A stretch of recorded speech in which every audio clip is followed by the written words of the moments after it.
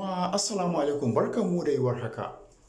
Dillalan shanu da kayan abinci ƙarƙashin dunkulalliyar ƙungiyarsu ta ƙasa mai suna AU-FCDN sun fara yajin aiki daga yau Alhamis a faɗin ƙasar nan bayan cikar wa'adin kwanaki 7 da suka bai gwamnatin tarayya na biya musu buƙatunsu.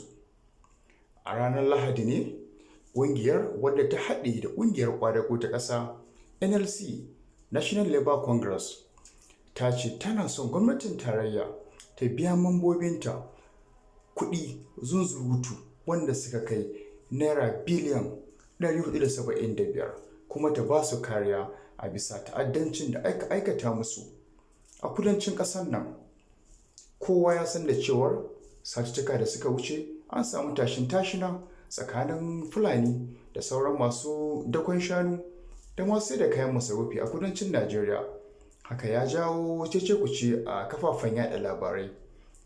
To Allah ya samu dace, Allah ya ba mu zama lafiya. Idan wannan shine kallon bidiyon mu na farko da kai, ka danna mana subscribe.